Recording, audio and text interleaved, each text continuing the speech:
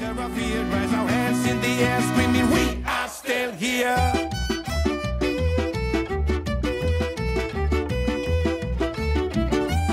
My name is Nissa. I'm an activist from Libya. I work with civil society. However, the focus of my activism is social change as well as climate change related issues and plastic pollution. I am a founder of a project here in Libya that works on promoting and teaching others SDGs and hopefully achieving SDGs by 2030 here in the city of Tripoli, which is the capital of the country. I think I was one of the few people around the world who heard about it when it happened in September 2019, because I'm following a lot of Asian pages and Chinese pages, and I'm trying to stay up to date with the politics and the kind of problems that they have there. So like I said, I'm a climate activist. So one of the things that I'm interested about is animal rights. And China is considered one of the countries that do great violation, not just towards humans, but as towards animals as well, when it comes to meat trade, for example. What I didn't expect is that it will affect the entire globe. So by the time April came, I was in complete shock because it's already spread everywhere, including my own country, Libya, which is so far from China.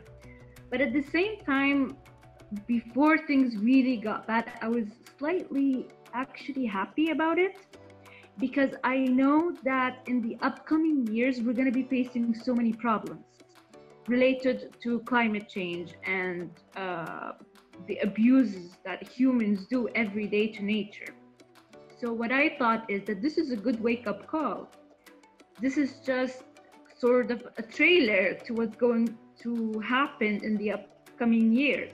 But of course, losing so many people was really bad. I'm just hoping that, like I said, this could be a very good lesson for humanity in order to change a lot of our practices. We were planning on having our first environmental awareness week in Libya this year. However, we had to put everything on hold and we weren't able to do any activities. And with the bad internet connection in Libya, I just didn't think it's going to be a good thing to introduce online activities. So instead, we literally stopped everything. And Project Hulan haven't done anything the entire year. I'm encouraging the team members as well as myself to use their own platforms online, social media, in order to talk about the causes that we usually put together projects for. And I'm trying to make some movements online, but as a person, not part of a team. So I think every person now individually needs to start their own activity separately, and then together we can make a digital movement rather than having them all work together at the same time. Because like I said, if I have internet now, it doesn't mean that my colleague will have it. In Libya, civil society died completely during the pandemic because of how unprepared they were,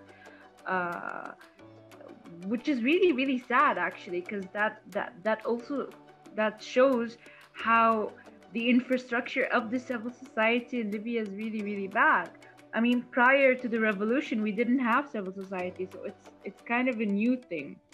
However, 10 years, that's long enough for you to build a good infrastructure for the civil society organizations. And the pandemic really showed how bad it is, their response, and also the way that they plan their project. So you also notice the nature of civil society organizations usually focused around very, very specific problems in the society. So when the pandemic happened, I noticed that there isn't a lot or any civil society organizations or youth initiatives related to health. So my dream and the ultimate goal that I really would love to do, and it's something that One day when I leave the world, I think, that would be my legacy, is that I really wish to take advantage of the space here in Libya. See, now, if you are more aware of the Libyan, or like Libya as a state, you will notice that all the major cities are in in the north. They're all over, scattered all over the coast. And then we have this huge desert in the south, and nobody's using it for anything. And that's the place that I would love to build a sanctuary, a natural sanctuary. It would be very large because we have the space for it, and it could be sponsored by the state. And that's where all animals and plants of the African continent, we could be taking care of it, nurturing it, and making sure that it lasts for decades, because so many animals in this region are endangered of extinction, and nobody cares, not the state, because no one is aware of how large this issue is and how serious it is. So my goal is to build this sanctuary.